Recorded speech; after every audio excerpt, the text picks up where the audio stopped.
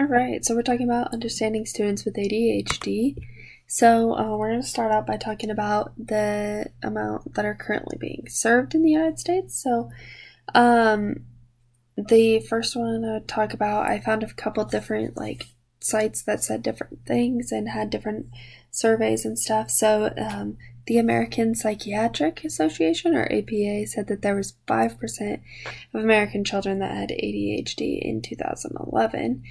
And in contrast, in 2011, the Center for Disease Control said that there was 11% of American children with ADHD that were being served with that. So, and then according to a survey of the National Survey of Children's Health, there's an estimated 5.4 million children who are diagnosed and are being treated, which is 8.4%. And of those children that were diagnosed with it, 23% of them didn't receive any treatment, which is crazy to me. And then there was the National Health Interview Survey, which was kind of interesting to me because it gave me the biggest range. So this was a 20-year range, and so it said in 1997 and 1998 only 6.1% of children were being diagnosed with ADHD, and that increased up to 2015-2016 where there was 10.2%. So that was a big difference just within 20 years. So I thought it was interesting how all these different sites kind of had different things to different percentages of children that were being treated and diagnosed with ADHD. So how these numbers have increased and why. So I've talked about this a little bit. Once again, I'm talking about the different websites and sources that I've found. And so there's this one that I had talked about, that from 2003 to 2007 there was an increase of 7.8 to 9.5%. And then from 2007 to 2011, there was an increase of 9.5 to 11%. So that's a fairly large increase. And then as the other one that I was talking about, that there was 6.1% to 10.2%. And that one I talked about, and that was the National Interview Survey. So those are all kids that have ADHD. And there's another one that said that the CDC said that the rate of diagnosis jumped 15% in the last 6 years, which that is a lot for only 6 years. So there are a lot of possible reasons for this. One was just talking about it could be overdiagnosis. That's not really the one that anybody leans toward, but it is possible. Other reasons, so the pressure from parents and teachers to paying for an Ivy League school is really expensive, so they want to make sure that their students are paying attention in the school so that they can get into an Ivy League school like that and get a scholarship to get into something like that. And so they might be attempting to get their kid diagnosed with ADHD so that they can get them on some sort of medicine that'll help them pay attention better in school, which is good and bad depending on if the student actually has ADHD or not. And another one that I thought was very interesting was that the students do their best when they are outside in the grass. That is when a student pays attention the most, or is simply the most relaxed and able to pay attention. And so since children in general don't go outside as much, then that is a reason that they would not be able to focus in class and might be diagnosed with ADHD more, because a lot of kids spend time sitting inside playing their video games or some sort of indoor activity, which is a lot less than outdoor, which is why something that children used to play outside all the time. So That's a big difference. So some characteristics of children with ADHD. So there's different types. So the inattentive are those students that are really easily distracted. They lose things. They're really not organized, and they have a lot of troubles focusing, which troubles focusing is a pretty generic characteristic for all types. Like the hyperactive, or those are your kids that fidget. They have a difficulty sitting still.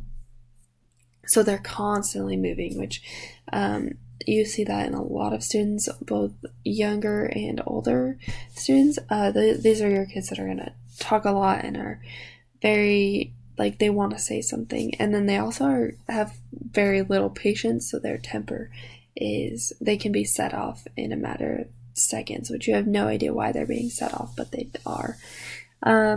And then there's the impulsive, and those are those kids that act without thinking, and then instead of trying to problem solve, they're just going to go ahead and guess the answer, which isn't good for like a test or something. And then they'll often interrupt you, which is not good for a teacher. Teachers don't like being interrupted.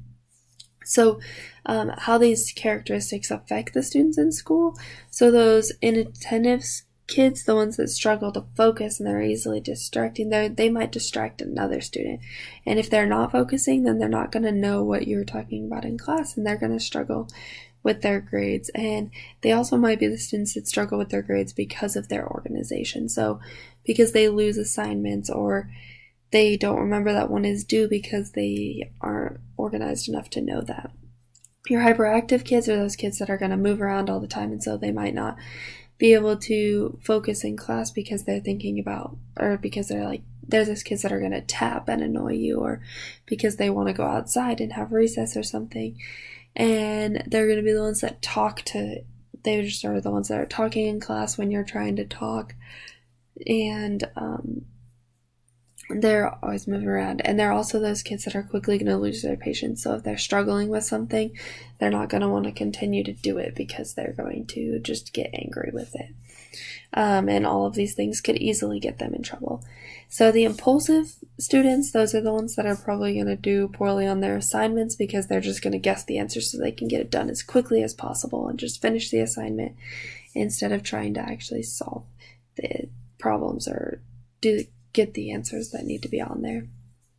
They're also the students that are going to interrupt you in class, and when a teacher gets interrupted, then they confront the student. They might send the student to the office, and so that'll get them in trouble in many occasions.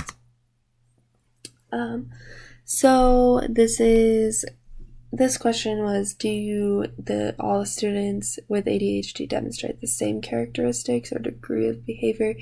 So I said no. There's a bunch of different types. As we just talked about 3 different types of ADHD, and all those students act differently. They have different characteristics. Obviously, they're all similar in some way, but they're very different. So your hyperactive student is not going to have the same as the impulsive student. Like they're very different, and all children have a different level and their symptoms are different because no two children are the same, and that goes the same for students in a classroom. So you can't treat the children as if they're the same because they are not the same. So the category that ADHD falls in is one of the subcategories, which is other health impairments. So with the IDEA, these students are still going to get the help that they need because it still does fall under one of the categories. So that is not something that needs to be worried about. So the effective class-wide interventions. So the interventions, they should be, one thing that I found is that they should be preventive and use both preventive and intervention strategies. So that kind of sounds weird, but it's trying to help, first of all is avoiding any problems, which would be the preventative strategy. And then there's the intervention strategies, which is when you actually have to be able to get into what is going on and figure it out.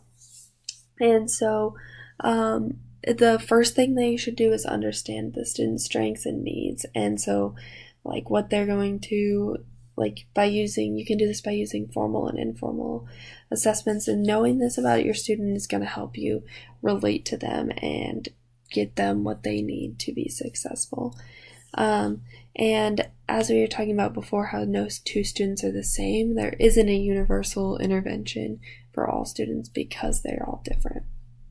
And then another thing was breaking down tasks into smaller units so that you're able to keep yourself and your students organized, because that is super important. And so if you break down the tasks, it's going to be a lot easier for the students to stay organized and yourself to stay organized.